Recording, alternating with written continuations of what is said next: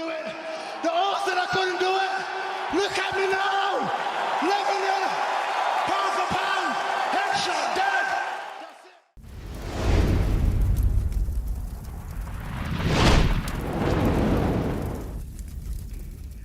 What's up, guys? It's your boy Josh Showtime, and this is Showtime's Fight Forum, where we talk all things fights.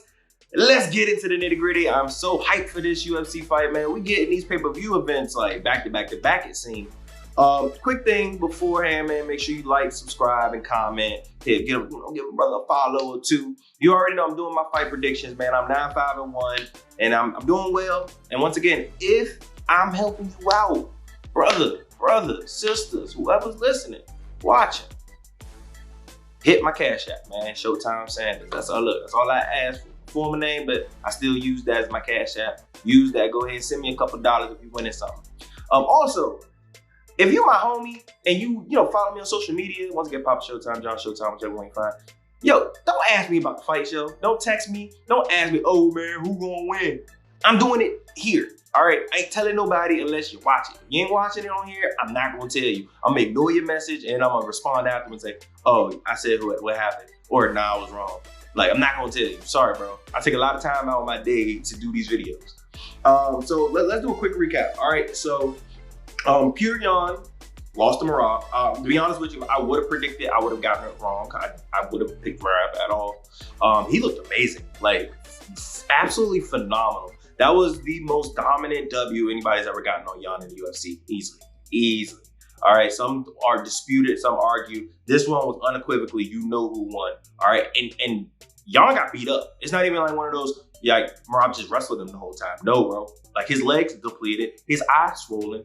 Like it was dominant. Also, we gotta bring up Nurmagomedov. He looked flawless versus Benson Henderson, and we already know we gotta say big ups to Benson Henderson, one of the greatest lightweights ever. All right, former UFC champion, did defend his belt multiple times, beat people like Gilbert Melendez, beat Frankie Edgar. Like he's a legend, and his resume is up there with a lot of lightweights. So yeah, he's definitely in he's definitely in the top 10, but you can honestly put him in the top 5, and I wouldn't argue it. So yeah, great weed, but we gotta talk about Nurmagomedov. What the hell, bro? This man's alien.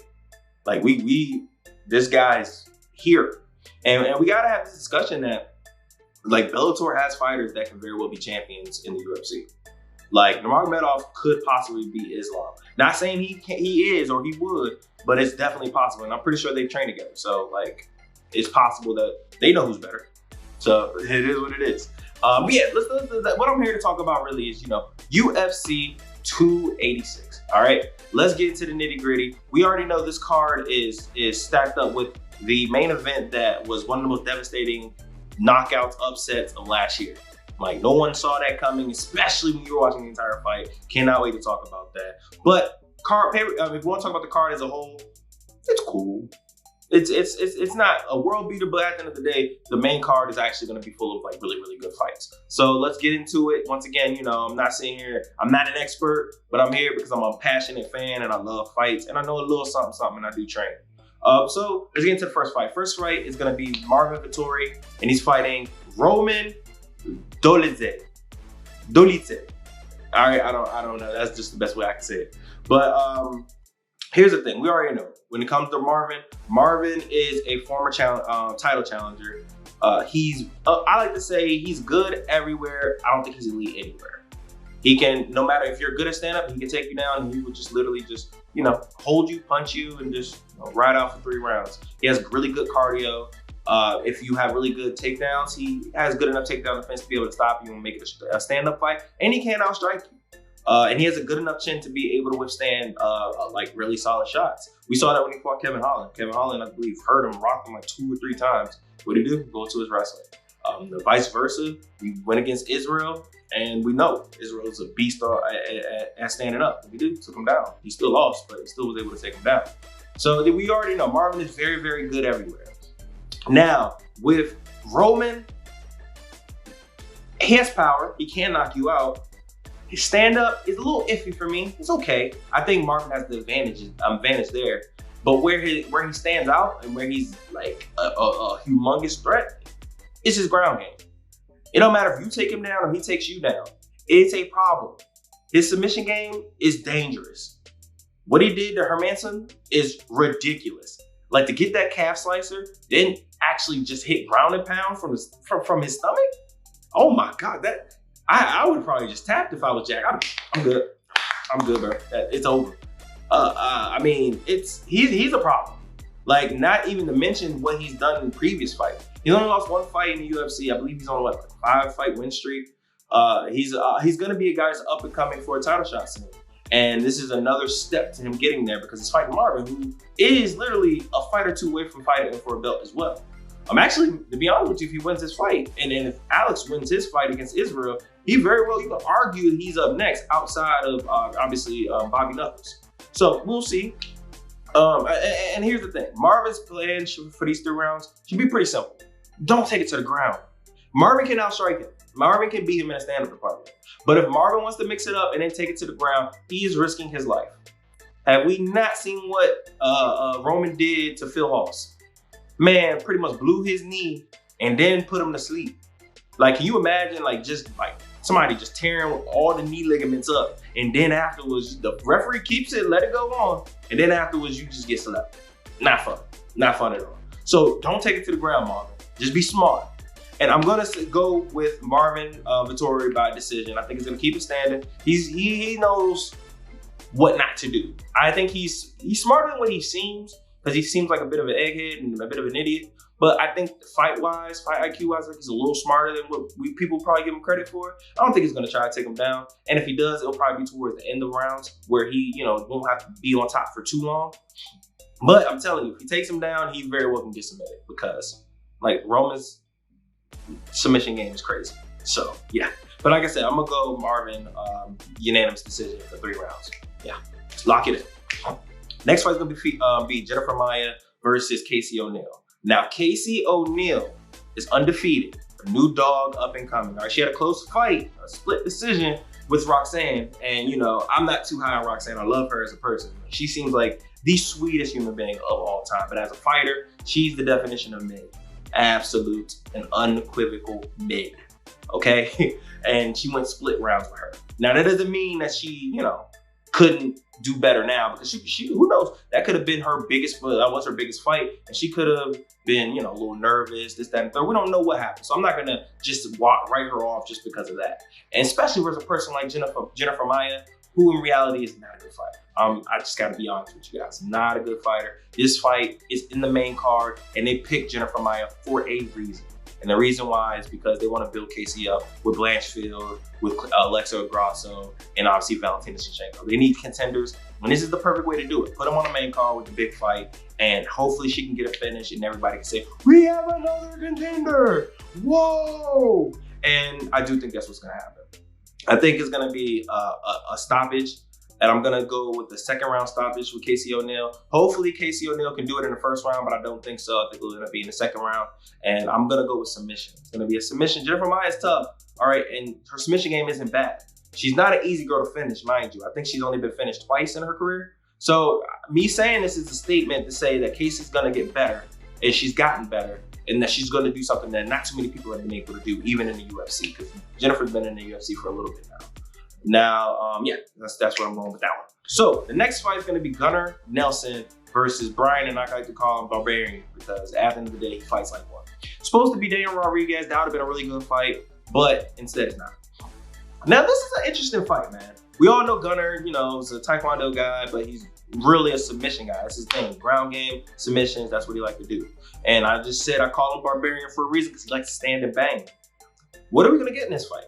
Like, I don't know. Like, I'm really kind of confused on how this is going to play out, because if the fight stays standing, here's the thing. Gunnar is slick enough in the stand-up to be able to hurt Brian easily, because Brian's, I'm not going to say he's a statue, but he likes punishment. Like, realistically, he likes to get punched, because he gets punched pretty easily. But he has a really solid chin, and he relies on it, and he'd be able to fire back at you. So if it's a firefight, I'm not picking Gunnar, just because Gunnar does get hurt. I've seen him hurt. And finding a person like Brian who encourages you to for the action and then gives you back 10 times more, you don't want that work. So I'm gonna go, if it stays standing, Brian's gonna win that fight. But I think Gunner's gonna play it safe. He's old now. Gunner's old. I like to believe in wisdom in oldness there is wisdom. And I think that he's gonna try to play this smart, and he's gonna go for submissions, and he's gonna go for takedowns. Is he gonna get the takedowns? I have no freaking clue. Because it's not like Gunner's an excellent takedown artist. So like, to be honest with you, this fight, I'm not the most confident. It's probably the least confident I am in any of these fights. But I'm gonna go Brian's gonna get a knockout in this fight. I think Gunner's gonna get his chin checked, and he's gonna get slapped. And it's gonna be glorious. I do think that, at least, I'm gonna say it's gonna be glorious. Now, the fight, the co-main event, which is gonna be the people's fight, the fight that everybody's gonna really, I ain't gonna say everybody's gonna be there for, because everybody's gonna be for the main event too. But the one that everybody's extremely interested in is Justin Gaethje versus Rafael Fiziev. That fight is fireworks. One, we already know. When it comes to Justin Gaethje, he is by far the most action-oriented, the most exciting fighter in history. There is not a fighter you can point to me that is more exciting than Justin Gaethje. I don't care who you try to blame. You can say Anderson Silva. You can sit here and say, Michael Chandler. These guys are all-time greats as well. But when it comes to the excitement factor, Justin Gaethje has literally never let me down. Never. Almost every fight is always a fight of the night or fight of the year, unless he got absolutely booked. And we know what fight I'm talking about. So yeah, this fight, Rafael is an absolute dynamite. Kickboxer extraordinaire. He's powerful strikes. There's not too much stuff he can't do. I believe his last fight was versus RDA. Let me double check for that real quick. I wanna at least fact check myself, but I'm pretty sure that was his last fight. Yep, RDA was his last fight, and he got a KO stoppage, which was very impressive because these guys were going at it. And to stop RDA, doesn't matter if RDA is old and washed now. It's still a very big accomplishment to be able to do. But now he's getting a big step up, and I'm upset this isn't a 5-round fight because, I still want it to be 5 rounds. I don't think it's gonna last 5 rounds, but it should because God loves us. But we already know what these guys both bring. Justin's gonna spam these leg kicks, and Rafael is an absolute excellent kickboxer, and it's a guy that you don't really want to stand and bang with. But at the same time, Justin Gaethje is an absolute dog. I will say though, there's a reason why a lot of these old dogs don't want to fight these newer dogs. And the reason why is because these dudes are not, these guys don't have that many flaws. These guys are tough. And there's just so much that they have to offer, including their youth, that it's just gonna make me sit here and say, I don't see how Justin's gonna win this fight. Now, is Justin gonna become a wrestler? No, he's not. That's the smart thing. He should do it, but his cardio doesn't last. He can't be a wrestler. If he does wrestle, he's only gonna be able to do it for 1 round. And then after that, Rafael's gonna pick him apart in a second. He's gonna be done. But if Justin does what I believe Justin will do, which is fight like he normally fights, this fight will be interesting. And I'm not gonna sleep on Justin, but I'm going with Rafael. I'm going with the younger, quicker, more technical guy. I believe that he will land a shot, and Justin gets rocked in all of his fights. And the thing that I know the thing that he struggles with in the striking department is against athletic, quick fighters. And Rafael is very athletic and he's very quick. And I think he will be able to not gonna pick him apart, but he will be able to pick a shot that is going to land absolutely amazing. And it's gonna sleep him. I think he's gonna get knocked out. It's gonna be not stumbling TKO. I think he's gonna get knocked out this fight. And then we're gonna have another challenge. But I'm expecting fireworks regardless. I'm gonna be happy. I don't care if I'm right or wrong. Now the last fight, the fight that we're literally all there for. All right, we're there for this fight, and that is the big upset between Leon Edwards and Kamaru Usman. Now this is a fight where we already know how the fight went. The first round was crazy because Usman got taken down and controlled for a whole round, lost it clearly. But then after that, he went to work against Leon. He beat him every second after that. Leon was getting beat the hell up to the point that you thought he quit on himself. 5th round, same stuff. He's getting beat up. It's pretty much done. It's a wrap. We know the referees broke it up and he got caught with a head kick. Now, how is this gonna happen? Now, has Usman recovered?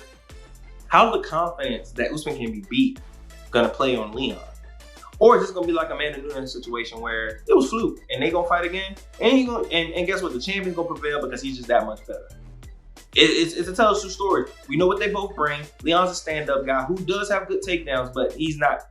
That whole thing taking down Usman, that's not happening in this fight. Take it out the card. We know that's not happening. Now, the striking department is going to be interesting. Is Usman gonna be gunshot? Because he got KO for the first time. Is he gonna be gunshot? Or is he gonna go straight to his wrestling, which will open up knees and uppercuts that could also get him slapped?